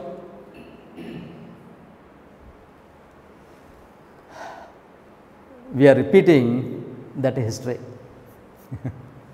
ఎందుకు చదువుతారని తెలుసండి ఇదంతాను? Seventh Adventist Church is repeating that history. Seventh Adventist అయిన మనతో దేవుడు నిబంధన చేశాడు. మిల్లర్ యొక్క దేవాలయాన్ని 1844లో కట్టి దాంతో ఎప్పుడు నిబంధన చేశాడు తెలుసా? 1850లో నిబంధన చేశాడు. 1850 అది దేనికి సూచనగా ఉందో నేను మీకు చెప్తాను. దేవుడు 2 రాతి పలకలను ఇచ్చాడు వారితో నిబంధన చేసినప్పుడు కదా. మనకి ఒక విషయం తెలుసు ఏమిటంటే 1843లో ఒక చార్ట్ ఇచ్చాడు. ఈ చార్ట్ పైన ఒక మిస్టేక్ ఉంది. ఏంటా మిస్టేక్? 1843 వస్తారనుకున్నారు. 1843 కాదు, 1844 మిస్టేక్. ఓకేనా? సో కనుక ఆ మిస్టేక్ గురించి మిస్సెస్ వైట్ ఏమన్నారు? ఆ మిస్టేక్ ఉందని చెప్పారు. ఆ మిస్టేక్ని మనము ఆల్టర్ చేయాలి. ఓకేనా? ఓకే, ఏ విధంగా ఈ మిస్టేక్ని మనము సరి చేయాలో చెప్పారు. ఓకేనా? స్పాల్డింగ్ అండ్ మ్యాగాన్, పేజ్ 1 పారాగ్రాఫ్ 3. సో దేవుడు ఈ యొక్క మిల్లరైట్స్తో ఆయన నిబంధన చేసినప్పుడు వాళ్ళకు కూడా ఏమి ఇవ్వాలి? ఇప్పుడైనా 2 పలకలు ఇవ్వాలి, 2 చార్ట్స్ ఇవ్వాలి. కానీ వాళ్ళకి ఎన్ని ఉన్నాయి? ఇప్పుడు వాళ్ళకి ఒకటే ఉంది. 1843 చార్ట్ ఒకటే ఉంది. సో కనుక వాళ్ళని దేవుని ప్రజలుగా వాళ్ళతో నిబంధన చేయాలంటే వాళ్ళకి 2వ చార్ట్ ఉండాలి. అందుచేత 1850లో ఆ చార్టు ఇస్తాడు. సో దాని గురించి మనం చదువుతున్నాం. సో 1843 చార్ట్ మనం ఆల్టర్ చేస్తే 1844 చార్టు మనకి వస్తుంది. Okay, Spalding and Magan, page 1 paragraph 3. I saw that old chart was directed by the Lord. Old chart అంటే ఏమిటి? 1843 చార్ట్. ఓల్డ్ అంటే ఇంకేముందనమాట, దాని తర్వాత న్యూ ఉందనమాట. అంటే 1843 is the old, 1850 is new. ఓకేనా? I saw that the old chart was directed by the Lord and that not a figure of it should be altered except by inspiration. So కనుక దీనిలో ఒక తప్పిదం ఉంది. So కనుక ఈ old chart తప్పిదాన్ని ఎలాగ దాన్ని మనం సవరించాలని చెప్పారు. ఎవరికి ఇష్టమిస్తే వాళ్ళు సవరించవచ్చా? By inspiration. Who is the inspiration ఆ టైంలో? Who is the inspiration? Mrs White. దాన్ని మళ్ళీ ఈ చార్ట్ని మరలా దీన్ని ఆల్టర్ చేయాలంటే ఎవరు చేయాలి ఆల్టర్? By the inspiration. ఎవరికి ఇష్టపడినట్టు వాళ్ళు చేయడానికి లేదు. Profit has to correct it, not the leader. Who has to correct it? Profit, not the leader. దేవుడు మిస్సెస్ ఎలాంజీ వైట్ని దేవుడు ఎందుకు ఇచ్చాడు తెలుసండి? ఇప్పుడు దేవుడు ఆయన సంఘంతో మాట్లాడాలనుకోండి. ఫర్ ఎగ్జాంపుల్ మోషే ఉన్నాడు, 6 లక్షల మందిని నడిపిస్తున్నాడు. ఈ 6 లక్షల మందితో దేవుడు మాట్లాడాలంటే ఎలా మాట్లాడతాడు? అందరి దగ్గరికి వెళ్ళి మాట్లాడతాడా? మాట్లాడు. ఎవరితో మాట్లాడతాడు? ఒక మనిషితోనే మాట్లాడతాడు. మోషేతో మాట్లాడితే మోషే వెళ్ళి వాళ్ళతో మాట్లాడతాడు, అందుకు ప్రవక్త. అదేవిధంగా దేవుడు సముద్ర సంఘాన్ని ఏర్పాటు చేసుకున్నప్పుడు ఈ సంఘం అంతటికి వర్తమానం ఇవ్వాలి. ఎలా ఇస్తాడు? ఎవరి ద్వారా ఇస్తాడు? ఒక ప్రవక్త ఎన్నుకుంటాడు. ఆ ప్రవక్త ద్వారా ఈ వర్తమానం అంతా కూడా ఇస్తాడు. సో కనుక బై ఇన్స్పిరేషన్ ఆల్టర్ చేయాలి దీన్ని. ఒక విషయం గమనించండి. సో మనిషి మైండ్ ఏ విధంగా సాతాను బ్లైండ్ చేస్తాడు చూడండి. దీనిలో మిస్సెస్ వైట్ ఏమన్నారు, it should be altered except by inspiration. ఆల్టర్కి రిమూవ్కి తేడా ఉందండి అన్నారు. దీనిలో అంట 25-20 ప్రాప్సీ అంట మిస్టేక్ అంట, అది తీసేశారంట. ఈ మిస్సెస్ వైట్ ఏమన్నారు, ఆల్టర్ చేయమన్నారు, సరి చేయమన్నారు, కానీ తీసేయమనలేదండి. అర్థమవుతుంది మీకు? సో ఇది సింపుల్ మిస్టేక్, సింపుల్ లాజిక్ కూడా మనుషులకి అర్థం కావట్లేదు. ఒక షర్ట్ ఉంది అనుకోండి, లూజ్ అయిపోయింది అనుకోండి, ఆ టైలర్కి తీసుకెళ్ళి ఇస్తాము, ఆయన ఏం చేస్తాడు, ఆర్డర్ చేసి మనకి ఇస్తాడు మనకి. సో మిస్సెస్ వైట్ అన్నారు, దీన్ని ఆర్డర్ చేయమన్నారు, దీన్ని తీసేయమనలా, ఆ మిస్టేక్ని తీసేయమని పక్కన పడేయమనలేదు ఆయన, ఆర్డర్ చేయమన్నారు. సో 20/20 ఆర్డర్ చేయమన్నారు. సో 1843 ఆర్డర్ చేయాలి, 1844 అని. సో కనుక ఆర్డర్కి రిమూవ్కి ఆ డిఫరెన్స్ తెలియని స్థితిలో ఉన్నామేమో అనిపిస్తుంది కొన్నిసార్లు నాకు. Miss very clear, alter it అందే, నాట్ రిమూవ్ ఇట్ అనలా. మిస్టేక్ ఉందా, మిస్టేక్ని తీసేమనలేదు ఆవిడ. ఓకే. సో కనుక ఇప్పుడు ఆ ఆల్టర్ని కరెక్ట్, 1843లో ఉన్న మిస్టేక్ని కరెక్ట్ చేయాలి. ఓకేనా? అది ఎప్పుడు చేస్తారో 1850లో చేసింది. ఎందుకు తెలుసా? 50 ఏమని చెప్పాను, దేవుడు వాటితో నిబంధన చేస్తాడు, వాళ్ళ దేవుని పజల్గా కన్ఫర్మ్ చేసుకుంటాడు. ఓకేనా? Manuscript release volume 13 page 359 paragraph 1. I saw that God was in the publishment of the chart by Brother Nichols. I saw that there was a prophecy of this chart in the Bible. 1850 chart గురించి మాట్లాడుతూ ఎవరు దీన్ని తయారు చేశారు? 1843 chart ఎవరు తయారు చేశారు? Charles Fitch. దాన్ని ఎవరు ఎండోర్స్ చేశారు? Mrs White. మళ్ళీ 1850 చార్ట్ గురించి ఎవరు మాట్లాడుతున్నారు? Mrs White. దీన్ని ఎవరు రాశారు? నికోల్స్. దీని 1850 గురించి ప్రాఫెసీ ఉందా లేకపోతే సొంతంగా రాశారా? ప్రాఫెసీ ఉందా, సొంతంగా రాశారా? మిస్సెస్ ఏమన్నారు? I saw that there was a prophecy of the chart in the spirit of prophecy అన్నారా? in the Bible. How clear it is. ఈ సీక్రెట్ హిస్టరీ మర్చిపోతే ప్రమాదం అని చెప్పారు మిస్సెస్ వైట్. మీరు దేని గురించి భయపడదు, ఇంక లోకంలోనూ దేని గురించి భయపడదు. దేని గురించి భయపడదు తెలుసా? ఈ సీక్రెట్ హిస్టరీ మర్చిపోతే మీరు భయపడదు. You lose heaven. ఈ యొక్క సీక్రెట్ హిస్టరీ మర్చిపోయావండి. సో సాతాను చాలా తెలివిగలడు అంటాడా, చరిత్ర అవసరం లేదని కుట్టి పక్కన పడింది అంటాడు. ఓకే. సో 1850లో చార్టు తయారు చేశారు. యేసుక్రీస్తు వారు ఈ లోకంలో ఆయన 3.5 సంవత్సరాలు పరిచయం చేసిన తర్వాత ఆయన చనిపోతారు. చనిపోయి లేచి ఈ భూమి మీద ఎంతకాలం ఉన్నారు? ఎన్ని రోజులు ఉన్నారండి? 40 రోజులు ఉన్నారు. ఓకే, 40 రోజులు ఉన్నారు. ఆయన వెళ్ళిపోకముందు వాగ్దానం చేస్తారు, నేను మీకు ఆదరణకర్తను పంపిస్తాను. ఏ రోజు పంపించారు ఆదరణకర్తను వాళ్ళకి? పెంతెకోస్తు. ఏ రోజు అది? నెంబర్ 50, 50 రోజుని పంపించాడు. సో 50 రోజుని ఆయన వాగ్దానం చేసిన ప్రకారంగా పరిశుద్ధాత్మను పంపించకముందు ఒక పని చేశారండి. ఏంటి పని? ఒక పని చేశారు. ఇప్పుడు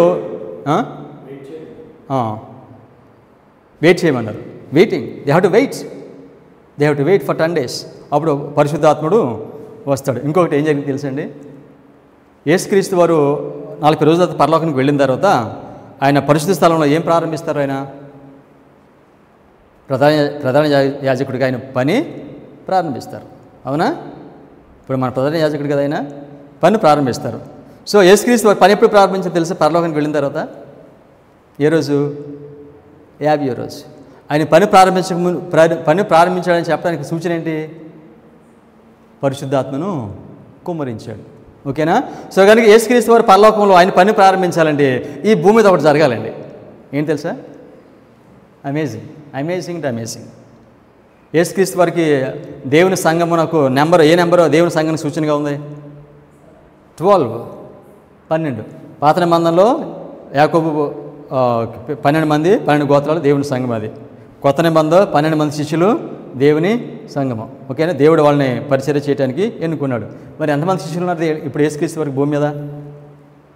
ఎంతమంది శిష్యులు ఉన్నారు? యేసుక్రీస్తు వారి పరలోకంలో పరిచర్య ప్రారంభించక మునుపు భూమి మీద యేసుక్రీస్తు వారికి పర్ఫెక్ట్ చర్చ్ లేదు భూమి మీద.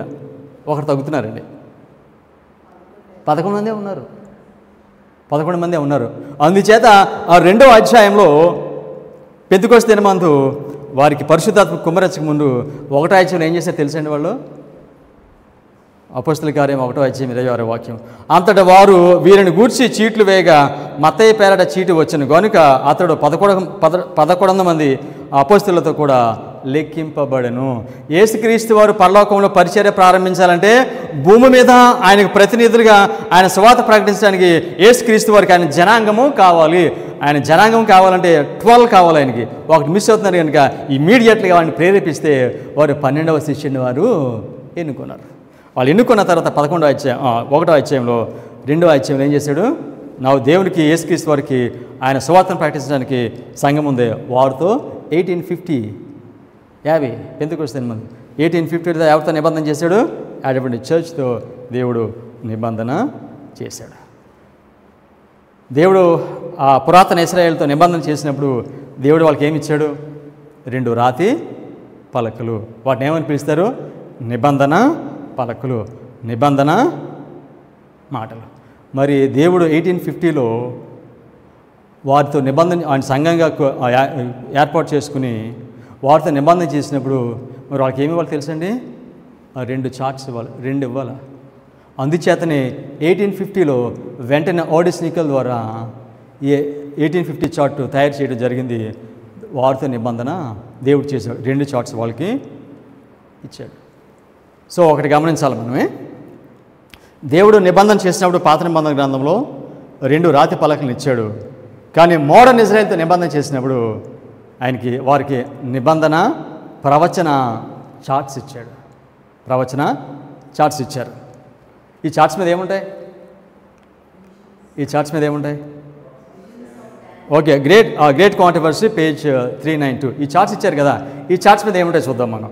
సో 10 ఆజ్ఞల చార్ట్స్ మీద ఏముంటాయి మనకు తెలుసు. ఆ 2 రాతి పలకల మీద ఏముంటాయి మనకు తెలుసు కదా. మరి ఈ చార్ట్స్ మీద ఏముంటాయి? ఓకేనా? Great controversy page 392 paragraph 2. As early as 1842 the direction was given in the prophecy to write the vision and make it plain upon tables that he may run the reader it had suggested to Charles Fitch the preparation of a prophetic chart to illustrate the visions of Daniel and Revelation. The publication of the chart was regarded as a fulfillment of the command given by Habakkuk. So కనుక ఈ charts మీద ఏమున్నాయి? దానియేలు ప్రకటన గ్రంథంలో ఉన్న ప్రవచనాలు ఈ చార్ట్స్ మీద ఉన్నాయి. Simple question to answer. ఆ కాలంలో దేవుడు వారితో 10 ఆజ్ఞలు ఇచ్చి నిబంధన చేస్తే దేవుడు మోడర్న్ ఇజ్రాయెల్తో ప్రవచనాలతో నిబంధన చేశాడు. ఆ 10 ఆజ్ఞల్లోనూ ఒక ఆజ్ఞను మీరితే ఎంత పాపమో ఈ ప్రవచనలో ఒక ప్రవచనాన్ని తీసేస్తే అంతే. You have to understand this. ఆ 10 ఆజ్ఞలు ఎవరు? 10 ఆజ్ఞలు ఎవరి గురించి మాట్లాడుతున్నాయి? ఎవరు? క్రీస్తు. యేసుక్రీస్తు యొక్క క్యారెక్టర్ అది. ఓకేనా? యేసుక్రీస్తు యొక్క క్యారెక్టర్. మిసెస్ వైట్ ఈ రెండింటిని ఏమనిపిస్తుంది తెలుసండి? Rock of ages. ప్రవచనము అంటే క్రీస్తు. అందుచేతనే ఈ రెండింటి మీద దానియేలు ప్రకటన గ్రంథాల ప్రవచనాలు ఉన్నాయి. ఇప్పుడు మీరు చెప్పండి, ప్రపంచంలో దానియేలు ప్రకటన గ్రంథాల ప్రాఫెసీస్ కరెక్ట్గా ఎవరు బోధిస్తారు? మెథడిస్టా, లూథరన్సా, బ్యాప్టిస్టా? లేదు, Adventist. What is the reason? దేవుడు వాడితో ఏం చేశాడు? నిబంధన చేశాడు. దేంతో? ప్రవచనాలతో నిబంధన చేశాడండి. ప్రవచనాలతో నిబంధన చేశాడు. ఈ ప్రవచనాలు, ధర్మశాస్త్రము, ఆ 2 ఎవరు? యేసుక్రీస్తు వారు. 2 యేసుక్రీస్తు వారు. నువ్వు ఆజ్ఞను మీరితే మనం ఎవరిని తృణీకరిస్తున్నాం తెలుసండి? యేసుక్రీస్తు వారిని తృణీకరిస్తున్నాం. ఈ చార్ట్స్ మీద ఏదైనా ఒక ప్రాసెస్ని తీసేస్తే మనం ఎవరిని తృణీకరిస్తున్నాం?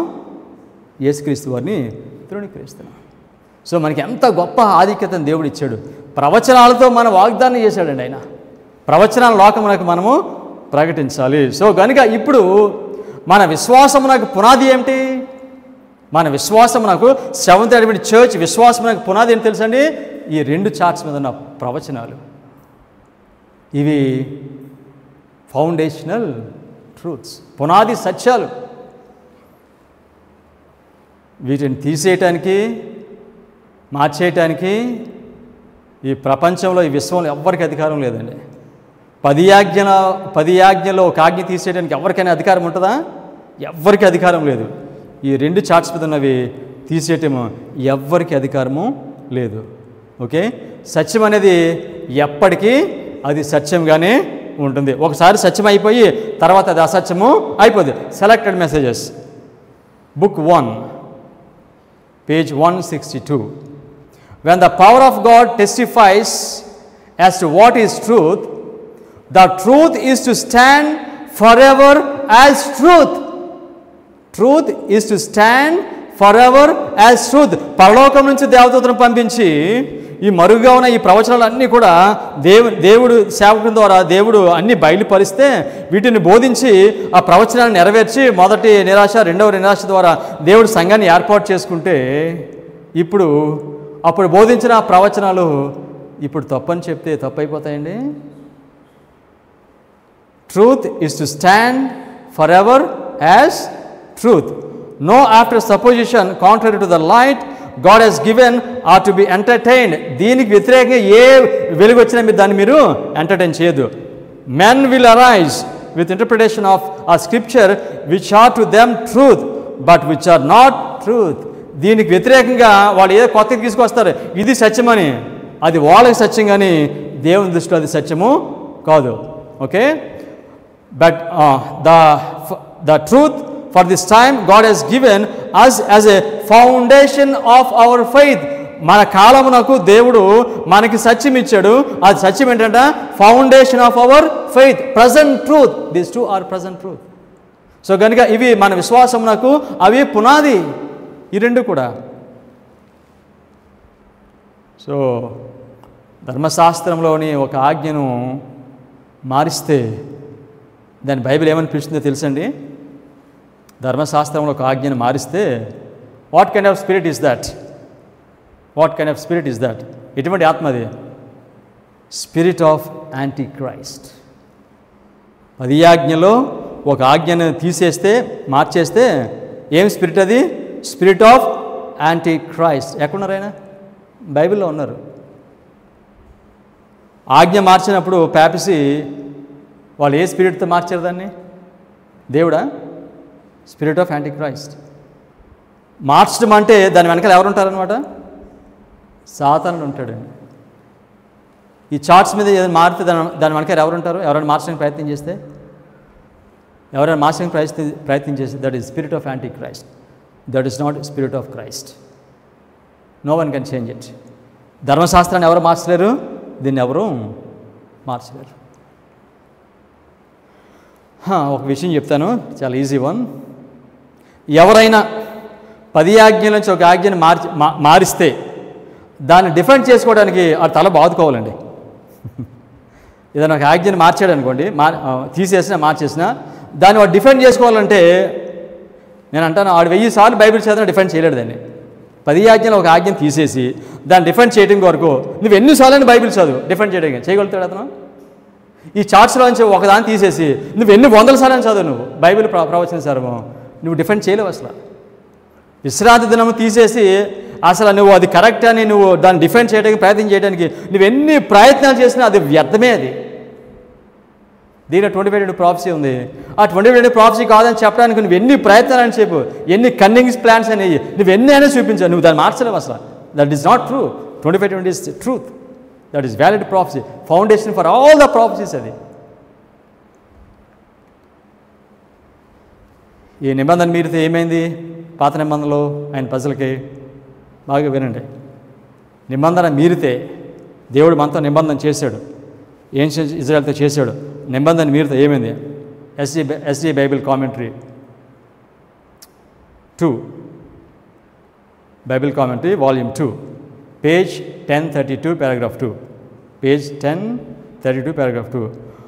God broke his covenant with Solomon because Solomon was disloyal. అంటే దేవుడు అంట సొలొమోనుతో అంట చేసిన నిబంధన బ్రేక్ చేసుకున్నాడు. Individual covenant. ఓకే, బ్రేక్ చేసుకున్నాడు. Had Solomon heeded the instructions given him, God would not have worked through him to reveal the world his power and majesty. So కనుక దేవుడు చేసిన నిబంధనలో నుంచి మనం పడిపోకపోతే దేవుడు వారితో ఏం చేస్తాడంట? ఆయన శక్తి అంతటినీ కూడా లోకమంతటికి కూడా ఆయన బయలుపరుస్తాడు. ఇప్పుడు ఆయన మనతో నిబంధన చేసినప్పుడు మనం పడిపోకుండా అదే నిబంధనలో ఉంటే దేవుడు మన ద్వారా ఎంత గొప్ప పని చేస్తాడంటే ఆయన శక్తి అంతటిని కూడా ఉపయోగించి మళ్ళీ అందరినీ కూడా లోకమంతటి కూడా ఆయన శక్తిని చూపిస్తాడు. సో కనుక నిబంధన మీరితే ఏమవుతుందో చూసారండి, మనము దేవునికి ప్రతినిధులుగా ఉండలేము, దేవునికి సాక్షులుగా ఉండలేము. మనం యేసుక్రీస్తు వారిని చూపించలేము మనం నిబంధన నుంచి పడిపోతే. ఎంత క్లియర్. సో కనుక ఇర్మియా 32:23 వాక్యంలో దేవుడి విధంగా చెప్తున్నాడు. వాళ్ళు ఏం చేశారు? వారు ప్రవేశించి దాన్ని స్వతంత్రించుకుంటారు కానీ నా మాట వినకపోయి నీ ధర్మశాస్త్రం అనుసరించకపోయి వారు చేయవలనని నీవు ఆజ్ఞాపించిన వాటిలో దేనిని చేయకపోయారు కనుక ఈ కీడంతయు వారి మీదకి రప్పించి ఉన్నాను. ఇశ్రాయేల్ మీదకి ఆ కీడంతా రావడానికి కారణం ఏంటండి? ఆ కీడంతా రావడానికి కారణం ఏంటి తెలుసా? వారు నిబంధన వాక్యములను మీరారు. ఇప్పుడు మీరు చెప్తాను మీకు నేను, మనము అడ్వెంటిస్ట్ వారిని నిబంధన ప్రవచనములను మీరేము. వారి ఏన్షియంట్ ఇజ్రాయెల్ యొక్క ఆ పరిస్థితి ఎలా ఉందో ఇప్పుడు మనది కూడా అలాగే ఉంది. ఇప్పుడు ఒక యూదుడి దగ్గరికి వెళ్ళండి, వెళ్ళి అయ్యా మీరు ఆ నిబంధన నుంచి పడిపోయారు, మీరు దేవుడు మిమ్మల్ని తృణీకరించాడంటే అంగీకరిస్తారండి? వాళ్ళు అది పిచ్చోడు భయ బాబు, మేము గాడ్స్ పీపుల్ మేము. కానీ దేవుడు వెరీ క్లియర్గా చెప్పేశాడు, దేవుడు వాళ్ళని ఆ నిబంధన నుంచి పడిపోయారు, వాళ్ళని తృణీకరించారు. నేను చెప్పే హబక్కుక్ సూటేబుల్ ప్రజెంటేషన్ ఏం తెలుసండి చెప్పమంటే రెండును, దేవుడు మనల్ని ఆయన సంఘంగా ప్రజలకు ఎన్నుకున్నాడు, గొప్ప వర్తమానం ఇచ్చాడు, మనము పడిపోయాము. నిబంధనల నుంచి మనం ఆ బ్రేక్ చేసేసాం, దాన్ని మనం పడిపోయాము. కనుక దేవుడు అంటున్నాడు మళ్ళా నేను మీతో నిబంధన చేస్తున్నాను, వెనక్కి రండి. ఇశ్రాయేల్తో ఒకసారి నిబంధన చేస్తే బ్రేక్ చేస్తే మళ్ళీ రెండోసారి చేశాడు. అదేవిధంగా ఒకసారి అడ్వెంటిస్ట్ అయిన మనము ఆ నిబంధనను మీరేం. కనుక దేవుడు అంటున్నాడు నేను మీతో నిబంధన చేస్తున్నాను, వెనక్కి రండి. అది మెసేజ్, మనం చెప్పే మెసేజ్. అడ్వెంటిస్ట్ చెప్పే మెసేజ్ ఏంటంటే మనం నిబంధనలో నుండి పడిపోయాము. నిబంధన నుంచి పడిపోయి ఉండకుండా ఉంటే కనుక లోకమంతటికి మనం గొప్ప వెలుగుగా గొప్ప శక్తిగా ఉండే వాళ్ళము. 25:20 ప్రాఫెసీ, దీన్ని మనం తీసేసాం. ఇది ఒకటే కాదు, దీనిలో వేరే ఉన్నాయి, దీనిలో వేరేవి ఉన్నాయి. దీని గురించి నేను ఎందుకు మాట్లాడుతున్నాను తెలుసండి? ఫస్ట్ 25:20 ప్రాఫెసీని అంగీకరిస్తే తర్వాత మిగతా వెలుగంతా కూడా మనం వాళ్ళకి ఇవ్వచ్చు. 25 ప్రవచనాన్ని వాళ్ళు తృణీకరించారు అనుకోండి, వాళ్ళకి ఏ వెలుగు ఇవ్వలేము మనం. ఇంకా ఎలాగా? సండే వాళ్ళకి మనం చెప్పినప్పుడు విశ్రాంతిని అంగీకరిస్తే కనుక వాళ్ళకి అడ్వాంటేజ్ వెలుగంతా ఇవ్వచ్చు. వాడు విశ్రాంతిని తృణీకరించాడంటే వారికి మనం ఏమి చెప్పలేము, స్పిరిట్ ఆఫ్ ప్రాఫెసీ చెప్పలేము, ఆరోగ్య వర్తమానం చెప్పలేము, శాంక్చురీ మెసేజ్ చెప్పలేము. ఓకే, సో కనుక 25:20 ఈ ప్రవచనం గురించి ఇంతవరకు నేనేం చెప్పలే, ఉందని చెప్తున్నాను అంతే, స్టడీ ఇవ్వట్లా. దీని గురించి ఎక్స్టెన్సివ్గా మనము చదువుకోబోతున్నాము. ఈ 25 ప్రవచనం ప్రారంభము లెవిటికస్ 26 అధ్యాయంలో ఉంటుంది. దాన్ని 26లో ఇంట్రడ్యూస్ చేస్తాడు దేవుడు. దీని యొక్క ప్రారంభము ఐజాయా 7 అధ్యాయంలో ఉంటుంది. దీని యొక్క ముగింపు దానియేలు 9 అధ్యాయంలో ఉంటుంది.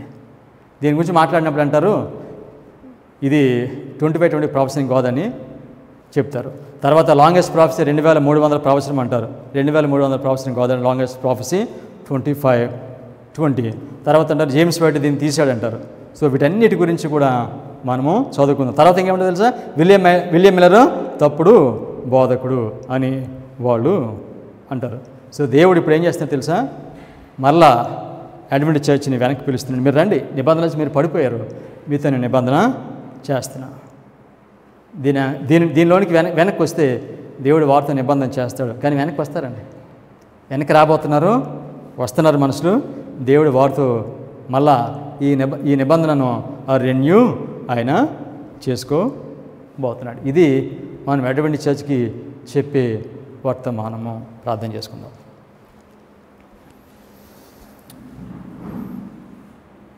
కృపగలిగిన మా పరలోకపు తండ్రి,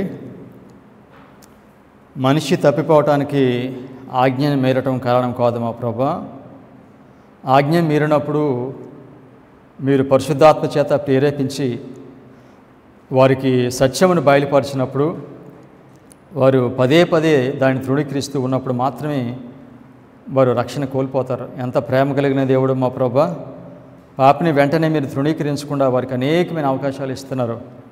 అదేవిధంగా మమ్మలను లోకమంతటికి కూడా సువార్త ప్రకటించడానికి ఏర్పాటు చేసుకున్నారు. కానీ చాలా తెలివిగా అపవాది మమ్మల్ని కూడా ఆ నిబంధనను భంగపరిచే విధంగా చేశాడు. అయితే మీరు ప్రేమతో మరొకసారి పిలుస్తున్నారు మా తండ్రి వెనక్కి రమ్మని, ఆ నిబంధనలకు రమ్మని. కనుక ఎవరైతే మిమ్మల్ని నిజంగా ప్రేమిస్తున్నారో వారందరూ కూడా మరలా నిబంధనలకు వస్తారు తండ్రి. ఆ విధంగా మిమ్మల్ని ప్రేమించే వారందరినీ కూడా, మీ ఆత్మకు లోబడే వారందరినీ కూడా మీరు నడిపించి వారితో నిబంధన చేసి ఈ లోకమునకు చివరి హెచ్చరిక వర్తమానాన్ని వారి ద్వారా బోధించుకోనమని మీ కుమారుడైన యేసుక్రీస్తు నామములో ప్రార్థన చేయించున్నాం తండ్రి. ఆమేన్.